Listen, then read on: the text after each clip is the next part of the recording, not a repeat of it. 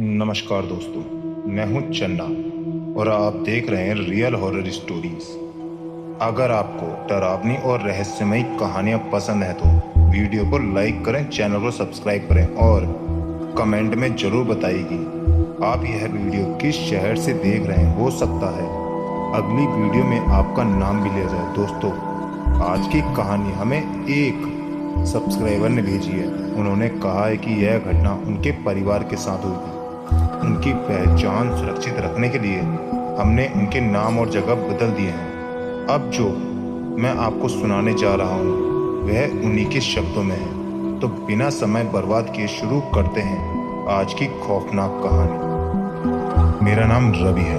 मैं, मेरी पत्नी पूजा, हमारा 8 साल का बेटा आर्यन और मेरी माँ, हम 4 लोग एक छोटे से किराए के मकान में रहते थे। हमारी जिंदगी बिल्कुल सामान्य थी। सुबह नौकरी, शाम को परिवार और रविवार को घर की सफाई या बाजार। सब कुछ ठीक चल रहा था। करीब 1.5 साल पहले हमें थोड़ा बड़ा सा घर मिल गया। किराया भी कम था और मकान भी साफ सुथरा था। हमें लगा हमारी किस्मत अच्छी है। हमने बिना ज्यादा सोचे समझे वह घर ले लिया। शुरुआत के 10-12 दिन बिल्कुल सामान्य रहे। फिर एक सुबह मेरी माँ ने नाश्ता करते समय मुझसे पूछा, रवि, रात को तुम छत पर क्यों गए थे? मैंने हैरानी से कहा, मैं तो पूरी रात कमरे में था। माँ कुछ पल तक मुझे देखती रही, फिर बोली, अजीब बात है, मुझे तो साफ साफ कदमों की आवाज सुनाई दे रही थी, लगा तुम ही हो। मैंने बात हंसी में टाल दी, लेकिन उसी रात करीब 2 बजे मेरी आंख खुल गई। घर में अजीब सी खामोशी थी। तभी ठक ठक ठक जैसे लगा, जैसे कोई छत पर धीरे धीरे चल रहा हो। मैंने सोचा शायद कोई बिल्ली होगी। मैं दोबारा सो गया। लेकिन अगले दिन मेरी पत्नी ने बिना कुछ बताए मुझसे पूछा, कल रात छत पर कौन था? अब पहली बार मुझे थोड़ा अजीब लगा। उस दिन मेरी पत्नी की बात सुनकर मैं पहली बार थोड़ा परेशान हुआ, क्योंकि अब एक ही बात 2 लोग कह चुके थे। मैंने पत्नी से पूछा, तुमने किसी को देखा था? उसने सिर हिलाते हुए कहा, नहीं, सिर्फ कदमों की आवाज सुनाई दे रही थी। ऐसा लग रहा था जैसे कोई धीरे धीरे पूरी छत पर घूम रहा हो। मैंने उसे समझाया कि शायद बंदर होंगे या कोई जानवर, लेकिन सच कहूं तो उस समय मैं खुद भी पूरी तरह से यकीन नहीं कर पा रहा था इस बात का। उस रात मैंने तय किया कि अगर फिर आवाज आई तो मैं खुद जाकर देखूंगा। रात के करीब 2:30 बजे मेरी नींद अचानक खुल गई।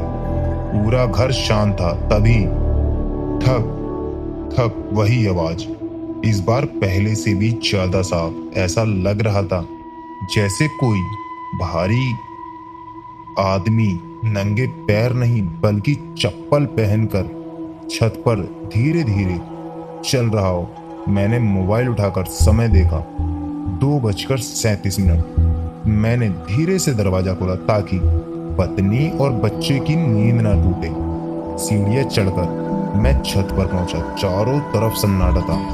हल्की ठंडी हवा चल रही थी। दूर दूर तक किसी इंसान का नामो निशान नहीं था। मैंने पूरी छत देखी, कोई नहीं। मैं वापस मुड़ने वाला ही था कि ठक, आवाज मेरे ठीक पीछे से आई। मैंने तुरंत पलट कर देखा, लेकिन वहां कोई भी नहीं था। अब मेरे शरीर में हल्की सी घबराहट होने लगी। मैं तेजी से नीचे उतर आया। अगली सुबह मैंने पड़ोस में रहने वाले एक बुजुर्ग अंकल से यूं ही पूछ लिया, अंकल, रात को हमारी छत पर कोई आता है क्या? उन्होंने मेरी तरफ कुछ सेकंड तक देखा, फिर बोले, बेटा, रात में अगर आवाज सुनाई दे तो ऊपर मत जाया करो। मैंने पूछा, क्यों?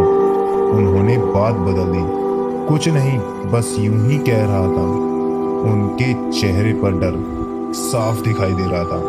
उस दिन पहली बार मेरे मन में सवाल उठा, क्या वह मुझसे कुछ छिपा रहे थे? मैंने उसी शाम मकान मालिक को फोन किया।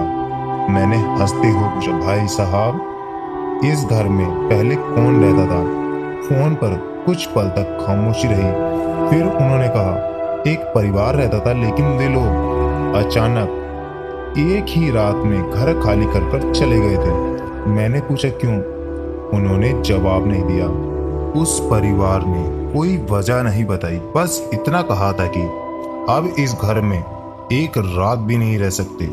इतना कहकर उन्होंने फोन काट दिया। अब मेरे मन का डर और बढ़ चुका था। उस रात मैंने फैसला किया कि चाहे कुछ भी हो जाए, अगर फिर से कदमों की आवाज आई तो इस बार मैं सिर्फ देखने नहीं जाऊंगा, मैं पता लगा कर रहूंगा कि छत पर आखिर चलता कौन है। उस रात मैंने मन ही मन फैसला कर लिया था कि अब डर कर भागना नहीं है। अगर सच में कोई इंसान है तो उसे पकड़ कर रहूंगा, और अगर कोई और बात है तो कम से कम मुझे सच्चाई पता चल जाएगी। मैंने रात का खाना खाया, लेकिन पूरे समय मेरा ध्यान बार बार छत की तरफ जा रहा था। मेरी पत्नी ने भी महसूस कर लिया था कि मैं किसी गहरी सोच में हूँ। उसने पूछा, क्या बात है, सुबह से बहुत चुप हो? मैंने मुस्कुराकर कहा, कुछ नहीं, ऑफिस का थोड़ा काम है। मैं उसे परेशान नहीं करना चाहता था। रात के करीब 11 बजे सब लोग सो गए थे, लेकिन मैं जागता रहा। कमरे की लाइट बंद थी, सिर्फ मोबाइल की हल्की सी रोशनी मेरे चेहरे पर पड़ रही थी। घड़ी की सुइयां धीरे धीरे आगे बढ़ रही थी। घर में ऐसी खामोशी थी कि दीवार पर लगी घड़ी की टिक टिक भी साफ सुनाई दे रही थी। फिर अचानक ठक, मैंने सांस रोक ली। कुछ सेकंड बाद ठक ठक, इस बार आवाज पहले से ज्यादा साफ थी। ऐसा लग रहा था जैसे कोई छत के एक कोने से दूसरे कोने तक आराम से टहल रहा हो। मैंने धीरे से अलमारी खोली और एक मजबूत टॉर्च निकाल ली। फिर बिना किसी आवाज के कमरे का दरवाजा खोला। सीढ़ियां चढ़ते समय मेरा दिल इतनी तेज धड़क रहा था कि मुझे लग रहा था उसकी आवाज भी बाहर सुनाई दे रही होगी। मैं छत पर पहुंचा, चारों तरफ नजर दौड़ाई, कुछ नहीं। आसमान में आधा चांद था, उसकी हल्की रोशनी पूरे मोहल्ले में फैली हुई थी। दूर कहीं एक कुत्ता लगातार भौंक रहा था। मैंने पूरी छत का एक चक्कर लगाया, कोई नहीं। मैंने राहत की सांस ली और जैसे ही वापस सीढ़ियों की तरफ मुड़ा, तब ऐसा लगा जैसे मेरे पीछे किसी ने जोर से पैर पटका हो। मैंने तुरंत पलटकर टॉर्च की रोशनी उस तरफ डाली।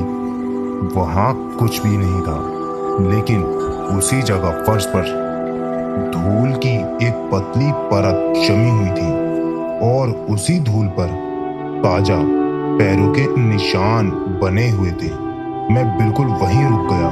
मैं निशान मेरे सामने ही बन रहे थे। ऐसा लग रहा था जैसे कोई अदृश्य इंसान चल रहा हो। एक निशान, फिर दूसरा, फिर तीसरा, लेकिन वहां कोई दिखाई नहीं दे रहा था। मेरे हाथ कांपने लगे।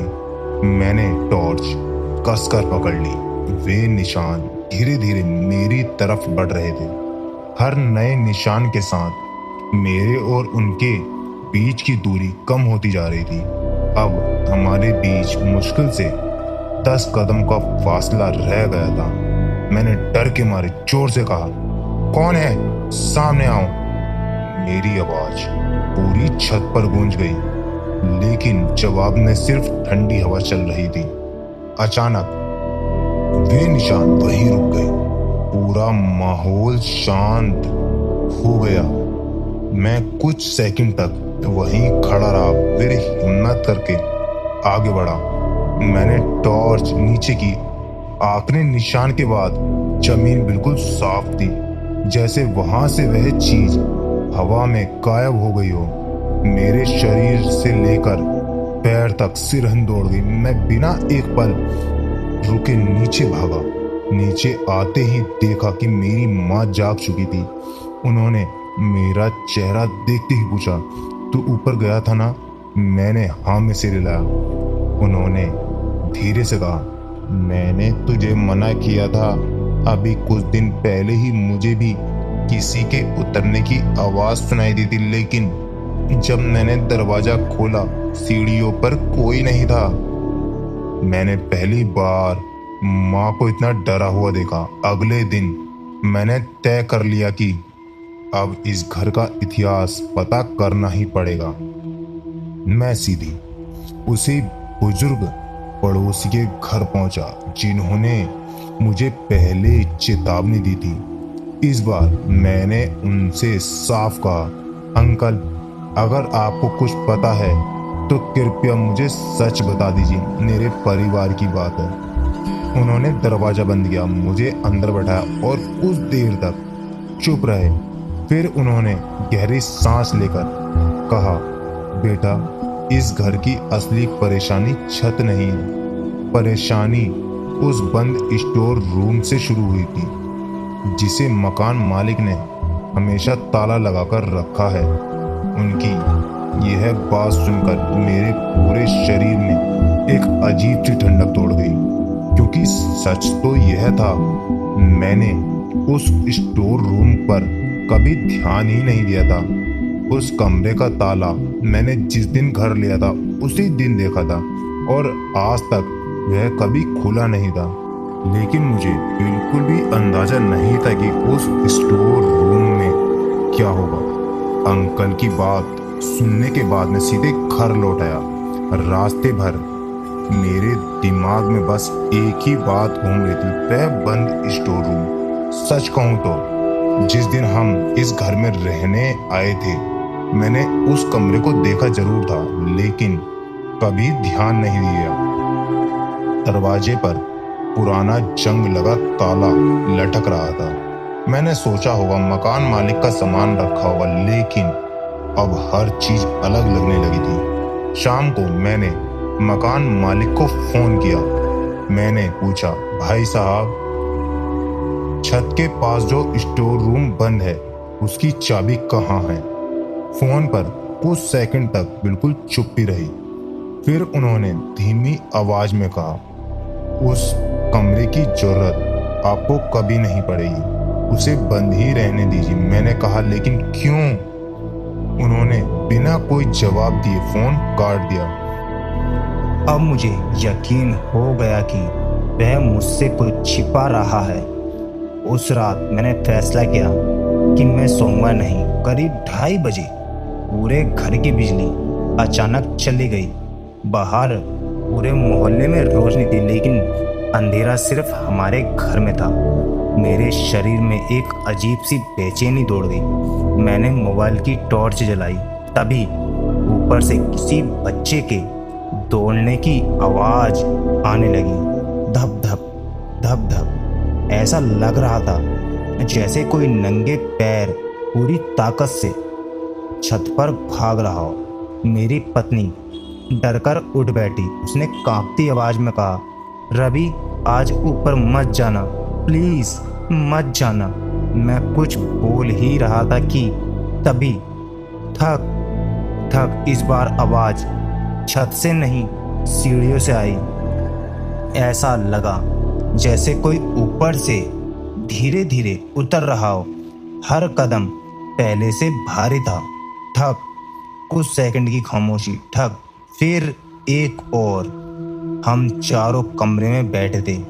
कोई भी बाहर जाने की हिम्मत नहीं कर रहा था। आवाज अब बिल्कुल दरवाजे के बाहर आकर रुक गई। पूरे घर में ऐसी खामोशी थी कि हम एक दूसरे की सांसें सुन पा रहे थे। तभी खट, दरवाजे का हैंडल अपने आप नीचे दबा। पत्नी ने मेरा हाथ इतनी जोर से पकड़ लिया कि उंगलियां कांप रही थी उसकी। हैंडल दोबारा हिला, खट खट, फिर तीसरी बार, लेकिन दरवाजा अंदर से बंद था। मैंने हिम्मत करके पूछा, कौन है? कोई जवाब नहीं आया। सिर्फ दरवाजे के दूसरी तरफ से किसी की बहुत धीमी सांसें लेने की आवाज आ रही थी। ऐसा लग रहा था जैसे कोई अपना चेहरा दरवाजे से सटाकर खड़ा हो। करीब 1 मिनट तक वही आवाज आती रही। फिर अचानक सब कुछ शांत हो गया। मैंने लगभग 5 मिनट तक इंतजार किया। फिर धीरे धीरे दरवाजा खोला। बाहर कोई नहीं था, लेकिन फर्श पर गीले पैरों के छोटे छोटे निशान बने हुए थे। वे निशान दरवाजे से शुरू होकर सीधे सीढ़ियों की तरफ जा रहे थे। मैंने टॉर्च उन निशानों पर डाली। वे ऊपर जाकर उसी बंद स्टोर रूम के सामने खत्म हो गए। मैंने पहली बार उस दरवाजे को ध्यान से देखा। ताले पर धूल जमी हुई थी, लेकिन दरवाजे के नीचे की दरार से ऐसा लग रहा था जैसे अंदर कोई अभी अभी चलकर गुजरा हो। उसी समय अंदर से बहुत हल्की सी आवाज आई, माँ दरवाजा खोल दो। मेरे हाथ से टॉर्च लगभग छूट गई, क्योंकि वह आवाज बिल्कुल मेरे 8 साल के बेटे आर्यन जैसी थी। मैंने तुरंत पीछे मुड़कर देखा। आर्यन तो अपनी माँ की गोद में खड़ा रो रहा था। तो फिर बंद कमरे के अंदर से मेरे बेटे की आवाज कौन निकाल रहा था? मैं वहीं जड़ हो गया। उस रात मैंने उस ताले को छूने की भी हिम्मत नहीं की। उस रात के बाद हमारे घर का माहौल पूरी तरह बदल गया। मेरे बेटे आर्यन ने अकेले किसी भी कमरे में जाना बंद कर दिया। मेरी पत्नी हर शाम होते ही खिड़कियां और दरवाजे बंद कर देती। माँ बिना कुछ कहे भगवान के सामने दिया जलाकर बैठ जाती। लेकिन मेरे मन में बस एक ही सवाल था, आखिर उस बंद कमरे के अंदर क्या है? अगली सुबह मैंने फिर मकान मालिक को फोन किया। इस बार मैंने साफ शब्दों में कहा, अगर आपने मुझे सच नहीं बताया तो मैं आज ही ताला तोड़वा दूंगा। फोन पर कुछ देर तक सन्नाटा रहा। फिर उसने धीमी आवाज में कहा, मैं शाम तक आता हूँ, बात करेंगे। लेकिन मेरी एक बात याद रखना, जब तक मैं नहीं आता उस कमरे का ताला मत खोलना। मैंने हामी भर दी। शाम हो गई, फिर रात हो गई, लेकिन मकान मालिक नहीं आया। उसका फोन भी बंद आने लगा। उस रात लगभग 12:30 बजे बाहर तेज बारिश हो रही थी। बिजली चमक रही थी और हर कुछ मिनट में बादलों की गड़गड़ाहट पूरे घर को हिला देती थी। हम सब एक ही कमरे में बैठे। तभी टक टक, इस बार आवाज ऊपर से नहीं, आवाज सीधे स्टोर रूम के दरवाजे से आ रही थी, जैसे कोई अंदर बहुत धीरे धीरे दरवाजा खटखटा रहा हो। एक बार, फिर दूसरी बार, फिर तीसरी, फिर अचानक धड़ाम। ऐसा लगा जैसे किसी ने पूरी ताकत से अंदर से दरवाजे पर लात मारी हो। मेरी पत्नी डर के मारे रोने लगी। माँ भगवान का नाम जपने लगी। मैंने हिम्मत करके बाहर झांका। गलियारे में अंधेरा था, लेकिन बिजली चमकी और उसी एक पल की रोशनी में मैंने देखा स्टोर रूम का ताला धीरे धीरे अपने आप हिल रहा था। मैंने अपनी आंखें मल ली। मुझे लगा शायद डर की वजह से मुझे भ्रम हो रहा होगा, लेकिन अगले ही पल खट, ताले की कुंडी अपने आप खुल गई। ताला जमीन पर गिरा और दरवाजा लगभग 1 इंच अपने आप खुल गया। उस दरार के अंदर से इतनी ठंडी हवा निकली कि मेरे पूरे शरीर में कंपकपी दौड़ गई। घर में अचानक एक अजीब सी बदबू फैल गई, सीलन, मिट्टी और किसी बहुत पुरानी चीज के सड़ने जैसी। मैं दरवाजे के सामने पहुंचा। मोबाइल की टॉर्च जलाकर धीरे धीरे उस दरार से रोशनी डाली। कमरे में पुराने बक्से, टूटी हुई कुर्सियां और धूल जमी हुई थी। पहली नजर में सब समाने लगा। मैंने राहत की सांस ली, लेकिन जैसे ही टॉर्च की रोशनी कमरे के आखिरी कोने तक पहुंची, मेरे हाथ सुन्न पड़ गए। कोने में दीवार की तरफ मुंह करके कोई बैठा हुआ था।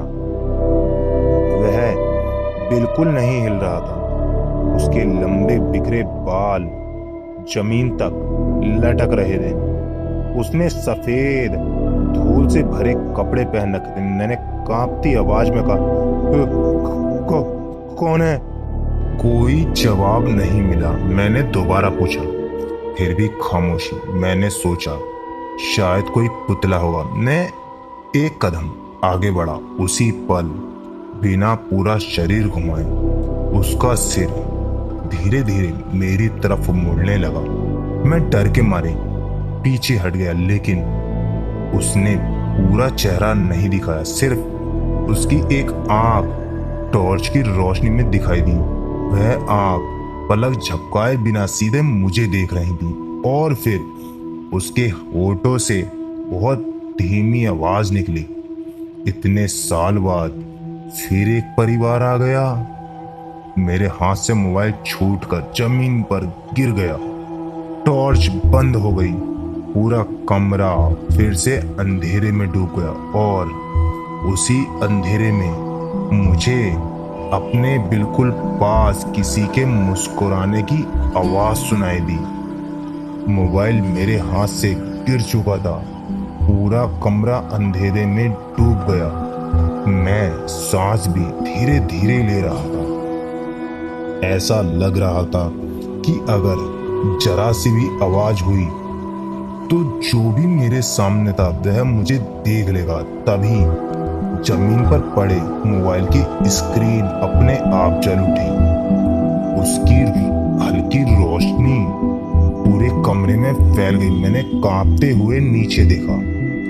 जिस कोने में वह औरत बैठी थी वहां अब कोई नहीं था। मेरा दिल जोर जोर से धड़कने लगा। मैंने धीरे धीरे मोबाइल उठाया और टॉर्च फिर से जला दी। कमरे का हर कोना देखा, पुराने बक्से, टूटी कुर्सियां, मकड़ी के जाले, लेकिन वह औरत कहीं नहीं थी। मैंने सोचा डर की वजह से मुझे भ्रम हुआ होगा। मैं जैसे ही कमरे से बाहर निकलने के लिए मुड़ा, मेरे पीछे से किसी ने बहुत धीमी आवाज में कहा, "रवि।" वह आवाज मेरे कान के बिल्कुल पास से आई थी। मैंने पलट कर देखा, कोई नहीं, लेकिन कमरे का दरवाजा जो पूरी तरह खुला हुआ था धीरे धीरे अपने आप बंद होने लगा। पुराने कब्जों की आवाज पूरे घर में गूंज उठी। मैं पूरी ताकत से भागा और दरवाजे के बंद होने से पहले बाहर निकल आया।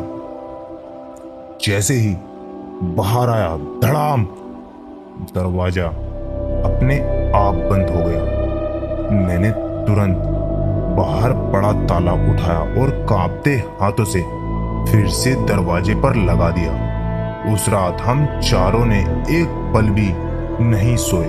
सुबह का इंतजार करते रहे। सूरज निकलते ही मैं उसी बुजुर्ग पड़ोसी के घर पहुंचा। उन्होंने मेरा चेहरा देखा तो बिना कुछ पूछे समझ गए कि मैं उस कमरे के अंदर जा चुका हूं। उन्होंने धीरे से कहा, "तुमने मेरी बात नहीं मानी?" मैंने सिर झुका लिया। फिर मैंने उन्हें पूरी बात बता दी। कुछ देर तक वे चुप बैठे रहे, फिर बोले, "आज से लगभग 20 साल पहले उस घर में एक परिवार रहता था, पति पत्नी और उनकी एक छोटी बेटी। एक रात उस बच्ची की अचानक मौत हो गई। उसके बाद उसकी माँ की मानसिक हालत बिगड़ गई। लोग कहते हैं कि वह कई दिनों तक उस स्टोर रूम में बैठी रहती थी और हर आने जाने वाले से कहती थी, मेरी बेटी यहीं है अभी, कोई इसे मुझसे दूर मत ले जाओ। कुछ महीनों बाद उसकी भी मौत हो गई। मैंने पूछा, लेकिन वह औरत? उन्होंने मेरी बात बीच में ही रोक दी।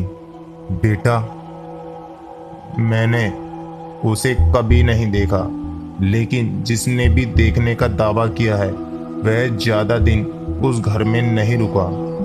मैं वापस घर लौट आया। मैंने उसी दिन तय कर लिया कि अब यह मकान छोड़ना ही होगा। हमने जल्दी जल्दी सामान पैक करना शुरू कर दिया। शाम तक आधा सामान बाहर आ चुका था। तभी मेरा बेटा आर्यन अचानक बोला, पापा, मेरा लाल वाला खिलौना ऊपर स्टोर रूम के पास रह गया। मेरे पैरों तले जमीन खिसक गई, क्योंकि हम में से कोई भी ऊपर गया ही नहीं था। और सबसे बड़ी बात, आर्यन के पास लाल रंग का कोई खिलौना था ही नहीं। मैंने उसकी तरफ देखा। वह सीढ़ियों की तरफ देख रहा था और मुस्कुरा रहा था, जैसे ऊपर कोई उसे हाथ देकर बुला रहा हो। आर्यन की बात सुनते ही मेरे हाथ से सामान का बैग नीचे गिर गया। मैंने उसकी तरफ देखा और पूछा, बेटा, कौन सा लाल खिलौना? वह बिल्कुल मासूमियत से बोला, वही जो ऊपर वाली आंटी ने मुझे कल दिया था। उन्होंने कहा था कि जाते समय इसे साथ ले जाना, नहीं तो उन्हें बुरा लगेगा। मेरे पूरे शरीर में सिरहन दौड़ गई। मैंने तुरंत उसे अपनी गोदी में उठा लिया। मैंने पत्नी की तरफ देखा। उसके चेहरे का रंग उड़ चुका था। मैंने आर्यन से दोबारा पूछा, तुम ऊपर कब गए थे? वह बोला, कल रात जब आप सब सो रहे थे, आंटी ने दरवाजा खोला था। उन्होंने मुझे बिस्कुट भी दिए थे। अब मेरे पैरों तले जमीन खिसक चुकी थी, क्योंकि कल रात तो हम चारों एक ही कमरे में थे। आर्यन पूरी रात अपनी माँ के पास सोया था। वह ऊपर गया ही नहीं था। फिर वह ऐसा क्यों कह रहा था? मैंने उस बात को वहीं खत्म कर दिया। हमने जल्दी जल्दी बाकी सामान गाड़ी में रखना शुरू किया। करीब 2 घंटे बाद पूरा घर खाली हो चुका था। बस एक आखिरी बार मुझे ऊपर जाके देखना था कि कहीं कुछ छूट तो नहीं गया। सच कहूं तो मेरा बिल्कुल भी मन नहीं था, लेकिन मजबूरी थी। मैं धीरे धीरे सीढ़ियां चढ़कर ऊपर पहुंचा। पूरे मंजिल में अजीब सी खामोशी थी। स्टोर रूम का ताला वहीं लगा हुआ था जहां मैंने पिछली रात लगाया था। मैंने बाकी कमरों को देखा, सब खाली थे। जैसे ही मैं नीचे लौटने लगा, मेरी नजर स्टोर रूम के दरवाजे पर पड़ी। दरवाजे के नीचे से एक लाल रंग की छोटी सी प्लास्टिक की कार आधी बाहर निकली हुई थी। मैं कुछ पल के लिए वहीं रुक गया। दिल कह रहा था मत छू, लेकिन दिमाग कह रहा था शायद किसी पुराने किराएदार के बच्चे की होगी। मैंने झुककर कार उठाई। वह बिल्कुल नई थी। उस पर धूल का एक भी कण नहीं था। मैंने उसे पलटा। उसके नीचे काले मार्कर से सिर्फ एक शब्द लिखा था, आर्यन। मेरे हाथ कांपने लगे। यह नाम हमने कभी घर में कहीं भी नहीं लिखा था। मकान मालिक भी मेरे बेटे का नाम नहीं जानता था। फिर इस खिलौने पर उसका नाम किसने लिखा? उसी पल बंद स्टोर रूम के अंदर से बहुत धीरे किसी ने दरवाजे पर 3 बार दस्तक दी। ठक ठक ठक। मैं बिल्कुल जड़ हो गया। फिर अंदर से वही औरत की धीमी आवाज आई, उसे यहीं छोड़ दो, वह मेरे बच्चे के साथ खेल लेगा। मेरी हिम्मत जवाब देगी। मैंने खिलौना वहीं फेंका और पूरी ताकत से सीढ़ियां उतर गया। नीचे पहुंचकर मैंने बिना कुछ बताए पत्नी और माँ को गाड़ी में बैठाया। हमने एक बार भी पीछे मुड़कर नहीं देखा। गाड़ी घर से लगभग 100 मीटर दूर पहुंच चुकी थी। तभी आर्यन ने पीछे की खिड़की से घर की तरफ देखा और अचानक हाथ हिलाकर बोला, बाय आंटी, मैं फिर मिलने आऊंगा। मैंने घबराकर शीशे में पीछे देखा। घर की दूसरी मंजिल की खिड़की पर सफेद कपड़ों में लंबे बालों वाली एक औरत बिल्कुल स्थिर खड़ी थी। इस बार वह पहली बार साफ दिखाई दे रही थी और उसकी गोद में एक छोटा बच्चा बैठा हुआ था जो हमें देखकर मुस्कुरा रहा था। घर से निकलने के बाद भी मैं गाड़ी में बैठा कांप रहा था। मैंने एक बार भी पीछे मुड़कर नहीं देखा। पत्नी लगातार भगवान का नाम जप रही थी। माँ की आंखों में आंसू थे और आर्यन बिल्कुल शांत बैठा था, जैसे उसके साथ कुछ हुआ ही ना हो। हम उसी दिन मेरी मौसी के घर चले गए। मैंने मन ही मन तय कर लिया था कि उस मकान में अब कभी वापस नहीं जाऊंगा। लेकिन कहानी यहीं ख़त्म नहीं हुई। 2 दिन बाद मकान मालिक का फ़ोन आया। उसकी आवाज़ कांप रही थी। उसने कहा, रवि, तुमने घर छोड़ दिया ना? मैंने गुस्से में कहा, अगर तुम्हें सब पता था तो हमें वहाँ रहने ही क्यों दिया?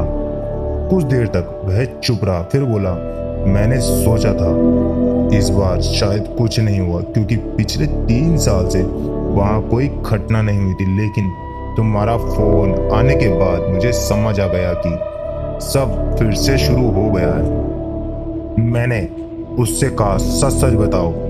उसने जो बताया उसे सुनकर मेरे रोंगटे खड़े हुए। उसने कहा, करीब 20 साल पहले उस घर में रहने वाले परिवार की छोटी बेटी तेज बुखार से मर गई थी। उसकी माँ उस सदमे को कभी सह नहीं पाई। वह कई दिनों तक उसी स्टोर रूम में बैठी रहती थी। उसे लगता था कि उसकी बेटी अभी भी उसी कमरे में है।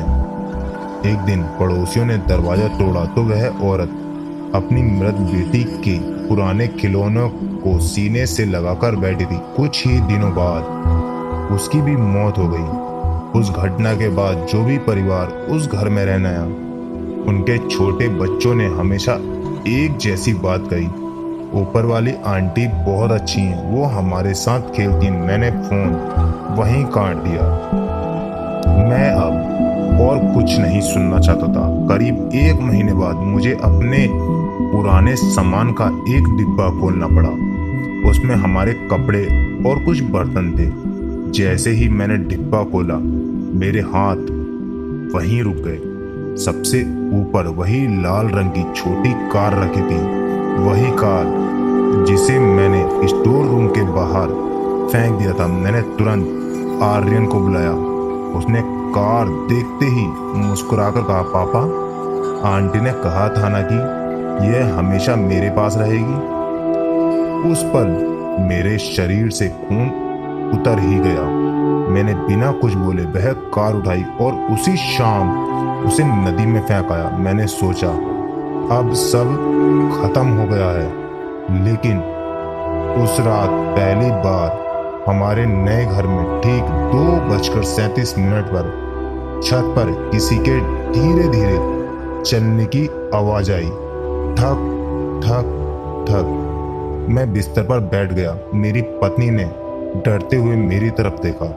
हम दोनों कुछ बोल भी नहीं पाए थे कि आर्यन नींद में मुस्कुराया और बहुत धीरे से बोला, मम्मी, ऊपर वाली आंटी कह रही हैं कि हम नया घर ढूंढकर भी कहाँ चले जाएंगे।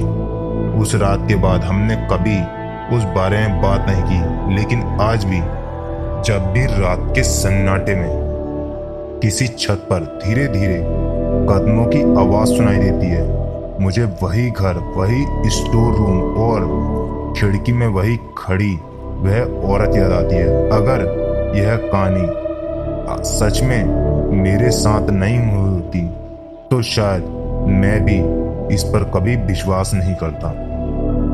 दोस्तों, अगर आपको यह कहानी कैसी लगी तो कमेंट करके जरूर बताइए। और अगर आपके साथ या आपके किसी जानने वाले के साथ भी ऐसी कोई रहस्यमय घटना हुई है तो हमें जरूर भेजिए। हो सकता है अगली वीडियो में आपकी कहानी सुनाई जाए। तब तक के लिए मैं हूं चन्ना। मिलते हैं अगली बार एक और सच्ची और खौफनाक कहानी के साथ। धन्यवाद।